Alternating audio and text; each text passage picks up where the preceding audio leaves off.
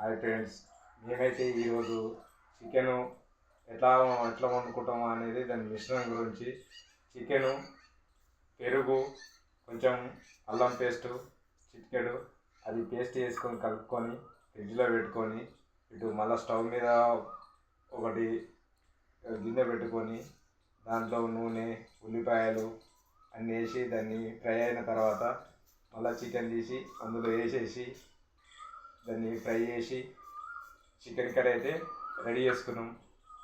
Bagara rice ఇవి కూడా ఒక గ్లాస్కు ఒక బియ్యానికి 2 నీళ్ళు పోసి అట్లా రైస్ వండుకున్నాము.